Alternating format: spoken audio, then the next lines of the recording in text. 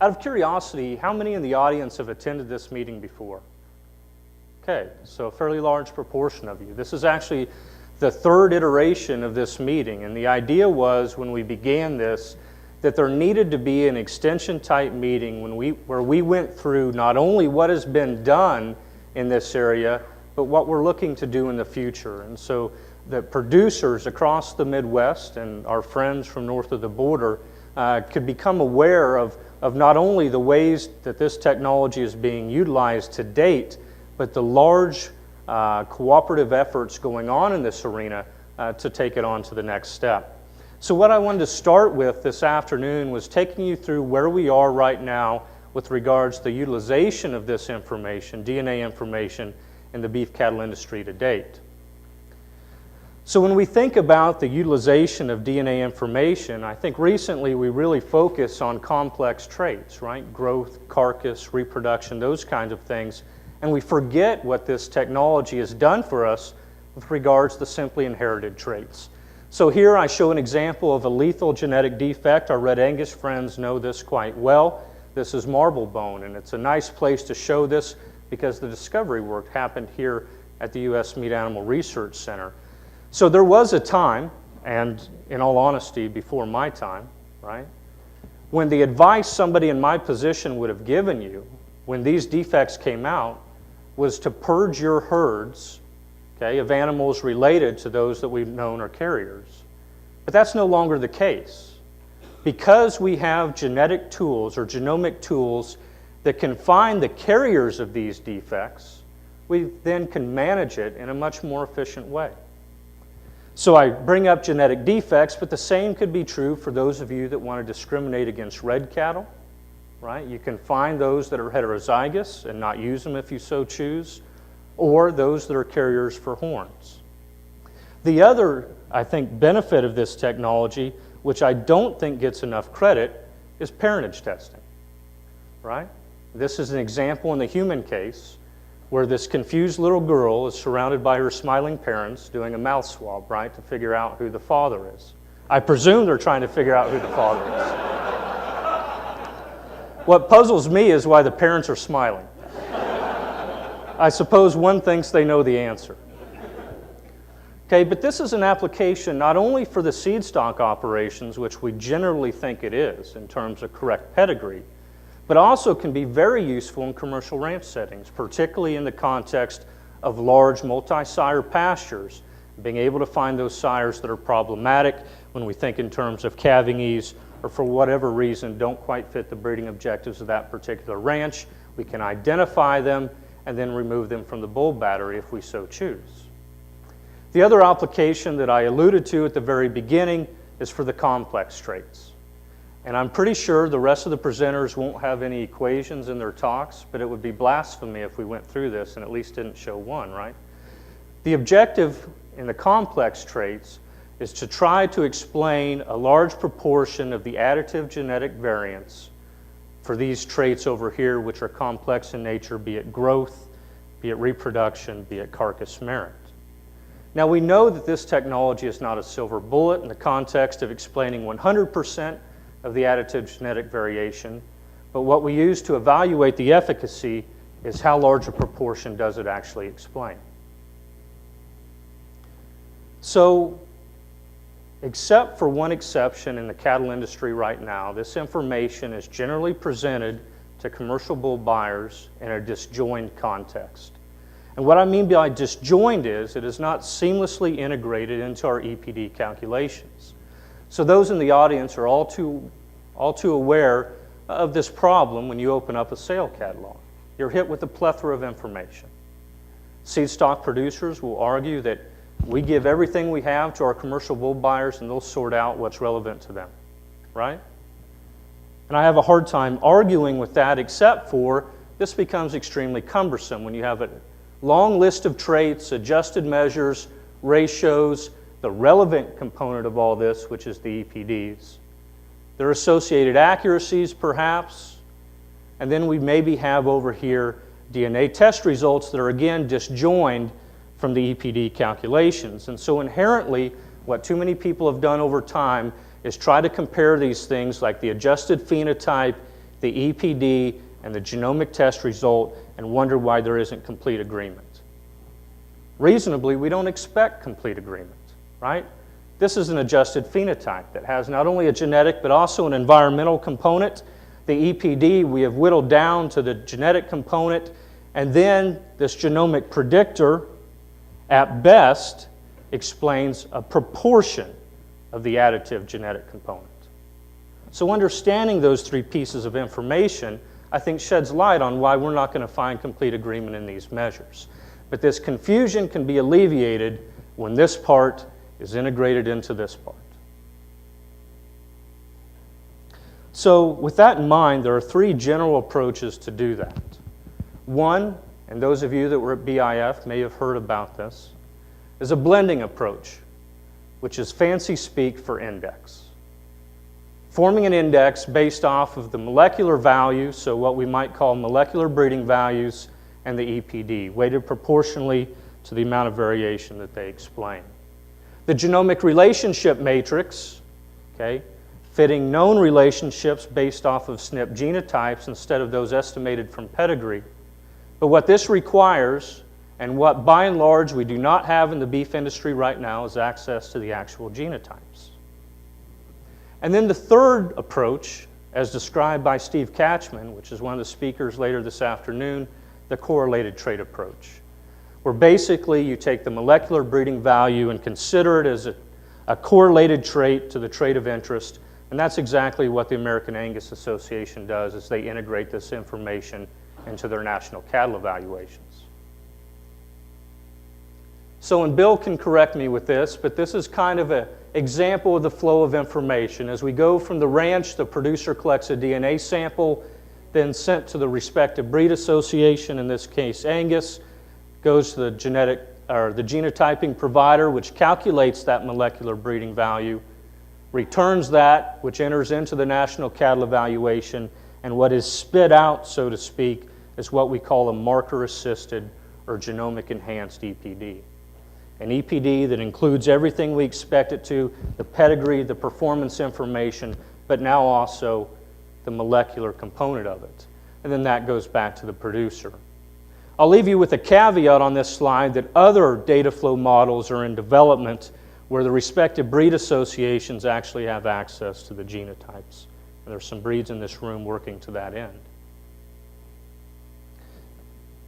So the objective is to take this EPD, and I say index or interim here, and I'll explain why later, but an EPD in general, and include in it this molecular breeding value. And you can think of this, please don't go home and think that you simply add these two together, okay? Because that's not the way it works. I've spared you some math behind this, but again, it goes back to that correlated trait approach, and think of it as the same approach that includes carcass data and ultrasound data in the same model. It's the exact same thought process. And then, of course, the output is that marker-assisted EPD that I talked about earlier.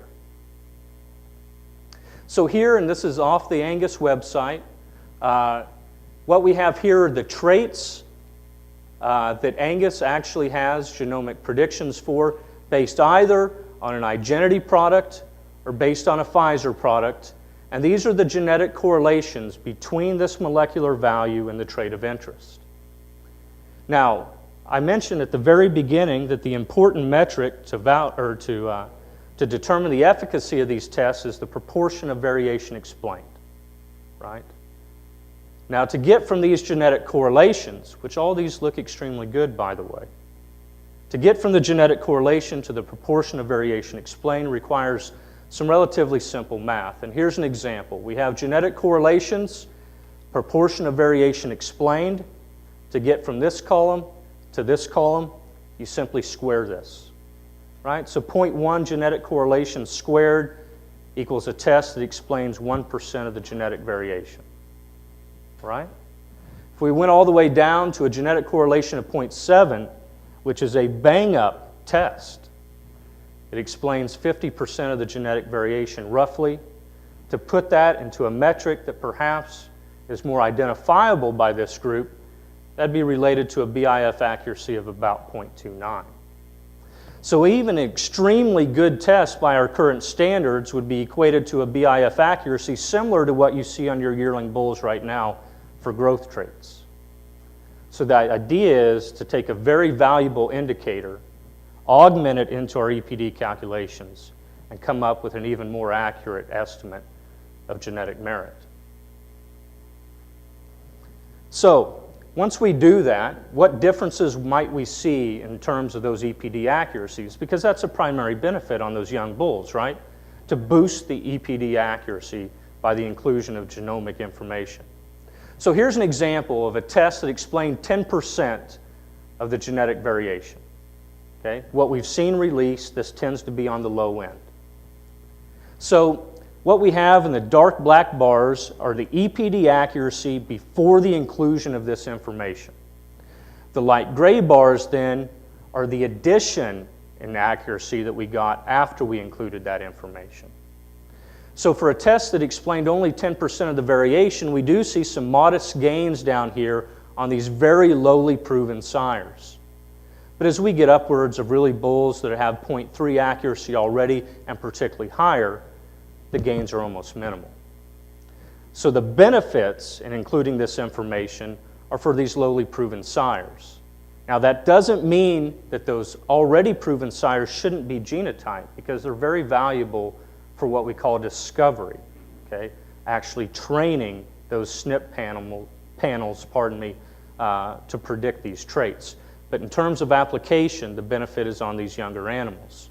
Now, if we skip to a trait or to a panel where we're actually able to describe 40% of the genetic variation, okay, so that would be a genetic correlation of above 0.6, which is a pretty good test if you look back at what Angus is using right now.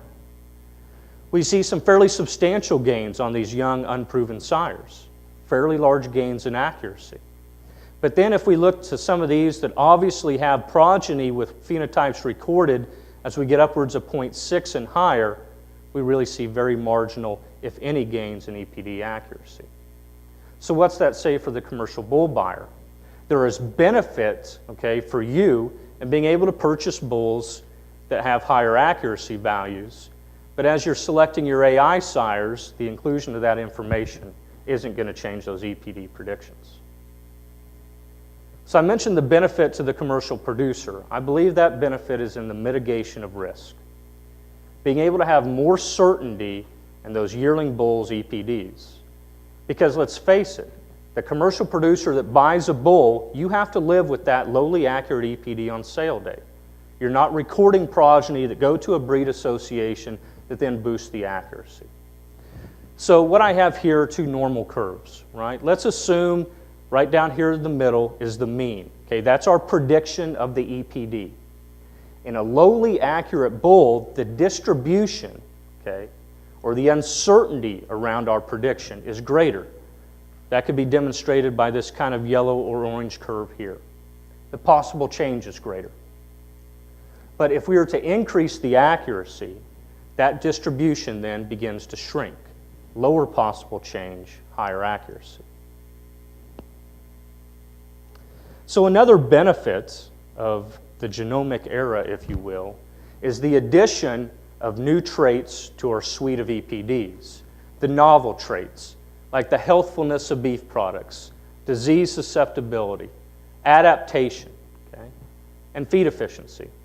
And these will be discussed some later on with regards to projects tackling these issues, but the fact is this list could continue to grow.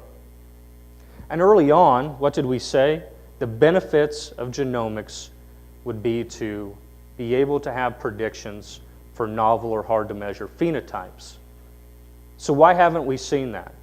Why doesn't Angus now, because we have genomic tests, Bill, why don't you have an EPD now for disease susceptibility? Right? It's fairly simple, because we need phenotypes to do discovery on before we can develop a test to predict those. So we have a discovery population where we train these SNPs, we then validate it in a population, and then hopefully apply it in some kind of target population, your herds. Well, to be able to do these things, discovery and validation, we have to have populations that have those phenotypes recorded. And we do for growth and carcass traits, and that's why you've seen the employment of marker-assisted EPDs for those traits. But for feed efficiency, disease susceptibility, we don't have extremely large discovery and then validation data sets, although those are being built now. So there are some issues with regards to this technology. One's the robustness of it over time. So these tests will predict very well in the progeny of those animals used in discovery, but that efficacy or the accuracy of that test could erode over time as we move more and more distant from that discovery population. The same is true for the robustness across breeds.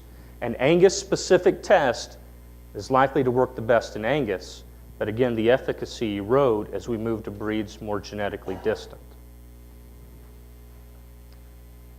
So to kind of summarize, I think for commercial bull buyers, although all this information can be a bit cumbersome and confusing, the fundamentals are still in place. You pay attention to EPDs, select your bulls based off of that, but now realize there's the potential on yearling bulls for there to be differences in terms of accuracy. Phenotypes, for our seed stock people in the room, are still extremely critical to collect. If you want a genomic test for feed efficiency, guess what? Your breed better be collecting feed efficiency data, feed intake data. The genomic information I talked about has the potential to increase the accuracy of our EPDs, and that increase in accuracy is proportional to the amount of variation that those tests explain. They explain more genetic variation, the boost in accuracy becomes greater. And the impacts of that are inversely related to what the EPD accuracy was to begin with. Those already highly proven bulls' EPDs aren't going to change much. I mentioned the new traits that could be added to national cattle evaluation. For those of you that already think we have too many, guess what? It could get larger. And with that in mind, I strongly argue that multiple trait selection via economic indexes is going to become more critical than ever. But as a caveat, you need to use those indexes that only meet your breeding objective. So with that, a bit of background about where we are right now, hopefully setting the stage for some of the talks that are going to come after me the rest of the afternoon. If anyone has a quick question or two, I'd be happy to take those as our next speaker comes up and gets ready.